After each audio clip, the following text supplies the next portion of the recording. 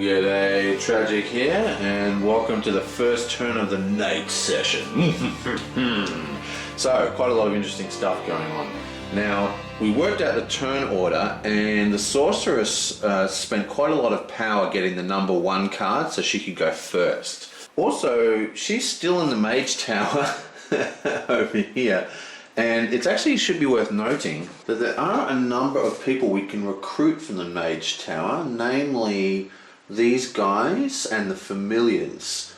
Now, see how these guys, they've got the little magic tower symbols on them? That basically means we can buy them in the magic tower, which is awesome, and they're really strong, especially the magic familiar. Basically, the way it works is, let's have a look at the familiar one first. It's a 6 cost to hire, which is pretty hardcore. But when you recruit this guy, you need to pay a mana source. So it actually costs you a mana, and you know that you've got to generate a mana.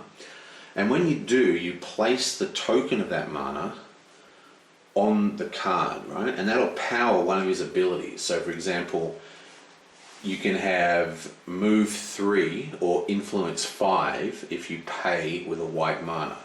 So very, very strong. But the downside is because they're magical familiars, every round, so at the start of every round, you need to pay that fee, okay? Now, I'm not quite sure of the timing on this, but the way we've always done it, because it just seems that everything that I've assumed has been wrong, so I'm sure people will let me know. But the way I do it is that you actually need the crystal in your possession at the end of the day. Like when this whole round ends and we go to daylight, we need the crystal in our possession then, because he'll actually get discarded before our turn even starts. There's no time to generate mana. You've got to have a crystal actually in your inventory to feed to him as part of the round cleanup, whatever. So he can be a little bit hard to keep on the table, but he's really strong. I mean, but the thing is, it's not versatile. I mean, well, he's versatile, but you've got to pick what you're into. Now we're in the middle of nowhere. So getting a little minion that has an extra 3 movement at all times is going to be really good for us. But there's also this dude, the Guardian Golems. I mean, look at these guys. 4 block, 4 ice. Very, very strong. But what's interesting about these guys is that they actually need to be powered by mana to use it. Okay, so basically he's got attack 1 or block 2, just naturally. But we can actually summon a fire golem or an ice golem, but it's going to require a mana spell to do that. So, and when you're actually in combat and you're doing attacks and all this kind of stuff, mana is hard enough to come by as it is, because you only pull 1 dice from the source. So, I think the Guardian Golems is a great card, but I actually think that the Magical Familiars is an even better one. Either way, you can only recruit them at Mage Towers. I think the Scouts can be recruited at the Mage Tower as well. Yeah, they can. Interesting. So there's a lot of stuff we can do at the Mage Tower. I mean, we could even get another spell while we're here, if we're going to waste a turn. But my point is, even though she wants to move out of here pretty quickly, she could possibly stay there and buy a creature. Let's look at her hand. Yoink. Okay.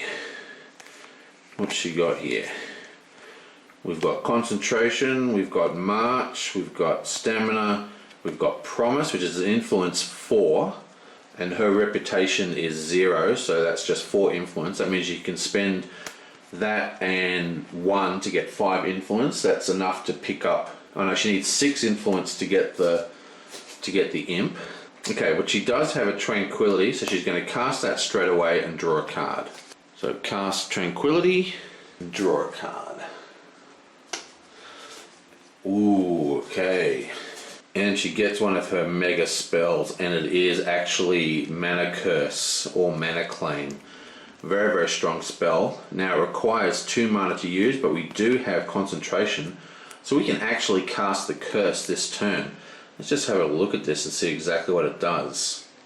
Mana Claim is, you take a mana die of basic color from the source and keep it in your play area until the end of the round.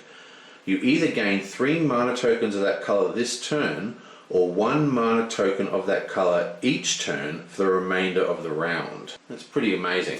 And the curse is the same effect, except each time the player uses 1 or more mana of that color from any source, they take a wound. That's amazing. So that's definitely what we want to cast. Definitely want to cast that. So we've used the draw, and now we need to cast this. Now, if we look into the offer, there is a gold die which we can use to power spells. So let's grab that sucker. But there is a blue die, but we can only draw 1 die per turn. So we're going to play concentration, and we're going to use that to gain a blue crystal. So we gain a blue crystal, and then we're going to play out mana claim, and we're going to power it with a blue crystal and a gold die source. And that we can do that because she's allowed to use gold die to power spells at night time. That's pretty awesome, especially because she just drew like a whole heap of spells. Okay, so that's done. So what we get to do, we get to choose a die from the source, and I think the obvious choice is going to be white. Bam. We're going to place this in our play area. I'll stick it on there. Okay, now this is a little bit confusing. Take a mana die of basic color from the source and keep it in your play area until the end of the round. Okay, so that die returns at the very end of the round. Now the round is when we reset the board, so that die is off the table. Okay, that makes sense then. Now we're not going to gain 3 mana tokens. Instead, we're going to gain a mana token every round for the remainder of the round. So basically, every single round we have 1 white mana, and because of the skill, that's actually a green mana as well, which are probably two of the best manas. So we also have an influence 4, but I think we're going to hold off and see what we draw, because if we do draw another good influence card, we might buy one of those hardcore magical monsters while we're at the tower, and then get the hell out of Dodge. I don't think we're going to buy any more spells. Well, actually, there are 2 white spells, and since we're generating white mana every turn, it'll be very easy to cast those spells. I think we should buy another spell. She really does need to start moving though. She's been there for so long. You know, I think she is going to do that. There's a fantastic spell here which we are going to buy next round if we can afford it, because we've already got in our hand, remember, we've got 4 influence, and we're going to be generating white mana every turn anyway, so we can definitely get that 4 influence. We only need 7 to buy this, remember, and a white mana which we're generating. Wings of Wind, it gives us 5 movement points, and it even does something better on night time. So that's an extremely good spell, especially because we're in the middle of nowhere. She's basically just going to fly from that mage tower. So she's just done a Saruman, you know, and just standing on top of the mage tower going, wow, and cursed the entire planet's mana source. And then next turn she's going to fly away from the tower. Awesome. Okay, so the crystal gets discarded, and the yellow die gets re-rolled. It rolls as a black. God, we're rolling really, really badly. Well, good for her, but bad for everyone else. And these are all discarded. Now remember, she's getting a mana token every round, and anytime anyone, this goes up. Anytime anyone uses a white mana stone, they gain a wound. So she's just thrown down. Okay, bam. That's what she got. 3, 4, 5. Oh, improvisation and threaten. Nice. Okay.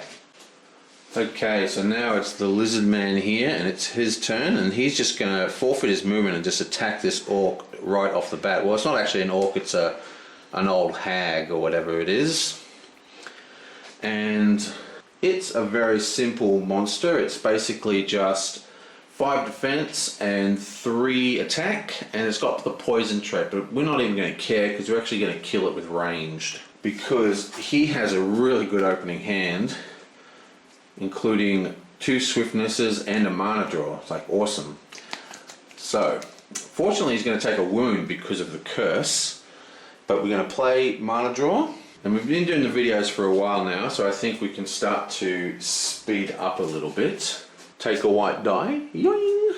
We power the source icon there, right? And now we need to pick a dice and set it to anything. Okay, that's the second part.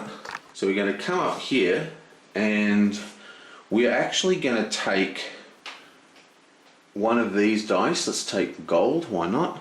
And we're going to set it to a white, right? And one of the cool things about that is that it's going to leave more white mana for other people to get wounded. Okay, so we're assigning the white mana, and that gives us 2 white crystals to work with. Then we're casting 1 and 2 swiftnesses, which we're powering both of them with the white crystals each, and that produces 6 ranged attack. 6 is a larger number than 5, as you probably know, so he's destroyed. This guy's destroyed, bonk. Now we killed a rampaging enemy, so we get 1+1 reputation. That's going to help us at the monastery, and we gain 1, 2, 3 fame. Sweet. Okay, so the mana tokens are discarded, obviously, and this is returned to the pool without re-rolling, which is something I did wrong in the first day. And then this one is re-rolled. Come on.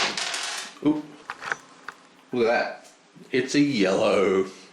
Awesome. So I'm the worst roller on the planet. This is all discarded. So we discard 3. Okay, so that's 2 cards left in his hand, right?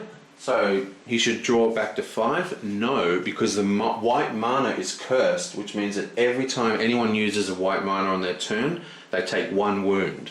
Doesn't matter how much white mana you use, you still get 1 wound. So he only draws 2 cards, and he has a wound in hand. And he's got a stamina, and he's got a rage. Now he could actually... No, he's going to leave it like that. Okay.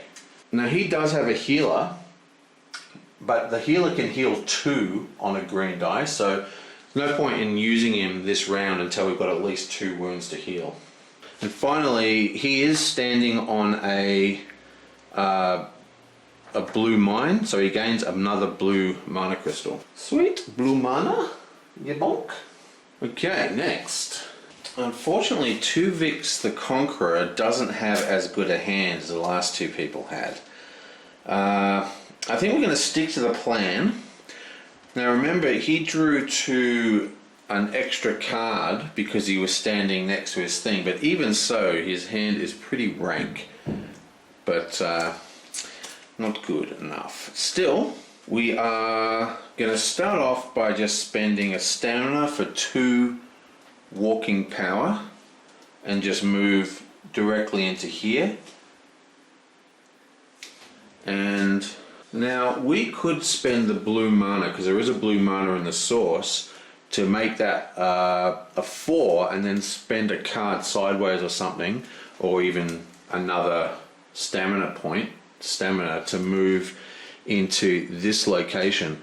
And that would create, because you need 5 walking to get into here, and that would flip this card up. That would do a couple of things. One, it would give us more cards to draw. So even though we've spent a card, we're not actually drawing a card. Okay? But I do want to make sure I take Crystallize and create a mana crystal of some sort. Because this guy here costs 10 to kill. He's easy to block, but 10 damage? I mean, that's huge. So I think I do want to cast Crystallize this turn though, in case someone nicks off with the blue mana die. There's only 1 blue mana die, so if someone nicks off with that blue mana die before I get another turn, it's going to really put a crimp in my plans. I mean the red mana die, not the blue. Getting my colours wrong. So I think what I'm going to do is I'm only going to move into that location, and I'm going to play a Crystallize for a Crystallize, and then I'm going to take the blue source and power this, and that allows me to take any kind of crystal I'm going to take a red crystal into my hand. Now, unfortunately, that still leaves us with 4 cards, but I think we're just going to have to do that. So that's going to be his turn, his whole turn. So this gets re-rolled. Oh, it's another gold, my god. Am I like the worst roller on the planet? I'm going to start using my bowl so I can really throw the dice. This goes into his inventory.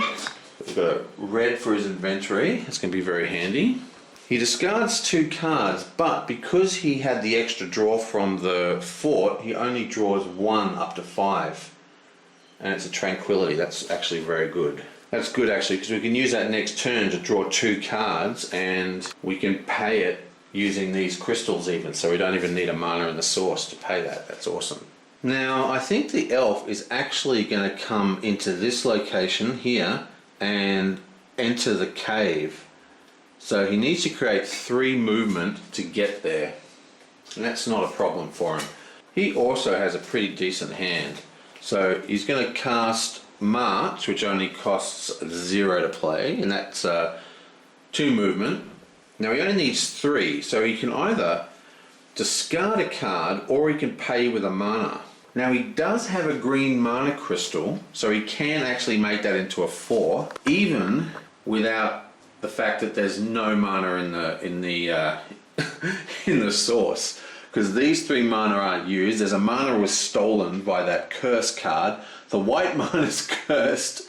So yeah, not a lot of good stuff going on here. But I think he is actually going to just discard this threaten to make that into 3. So that's the 3 movement, and he's now outside the cave. And then for his action, he explores the cave. When exploring a cave, we just flip up one of these random tokens, yoink, and see what it is. And it is, a Medusa, I think that is. Yeah, that's a Medusa, harsh. So it's got the paralyzed trait, which is an absolutely shockingly bad trait. And it does 6 defense, 6 attack. And it's only got 4 defense though. Now we actually should be able to block this if we want, but we don't actually need to, because we do have swiftness in hand, which gives us range attack 3. And he's also got a crossbowman. So he's going to activate the crossbowman, and he's activated for the entire round. I don't like using units so early, but here we go. And that gives us 2 ranged. Then I'm also going to cast swiftness. Take a white die from the source. Yonk. That's 1 dead Medusa for 5 fame. 1, 2, 3, 4, 5. And per Blitz rules, because he's gone down a level of, crossing a line, it says, or down a level, he gets an extra 1. So that's 6 fame he just gained. And he's leveled up. He gets to mark this location as conquered, but we're not playing the conquering thing. But he also gets a reward, and his reward is he gets to roll the mana dust twice and get 2 crystals of whatever's rolled. I'm going to start using these bowls because I'm rolling so badly. Oh! Okay, so he gets 1 gold. Now, this isn't actually a gold mana, this is just to determine the crystal. And if it's a gold, he can choose any type of colored crystal that he wants. And I think he's going to take a red. And now we roll again. And he gets a green. So that's his reward. Yoink. And yoink yoink. So he gets another red. And he gets a green. And remember, he did actually level up. So, and in this particular level up, he's going to this one. So he gets a new token. And now his armor, his card draw is the same, but his armor value is now 3. Okay, so now we just need to re-roll the actual mana that he used to power swiftness. And it's a blue. Oh, it's really starving for mana. And then it's just general cleanup. 1, 2, 3 discarded. That's 1, 2, 3 discarded. Boop. He has 2 left, so he draws 3, but oh no! He also got a wound for using a cursed dice. So he only draws 2 cards. Ice Shield, excellent. I should have gotten a blue mana. Oh, and move. Why didn't I take a blue instead of that red? Oh well. And there we are. It's the end of the first section of the night phase of a Mage Night. Pretty awesome. Okay. Well, I'll see you guys next time. Do I want to say anything else? I don't think so.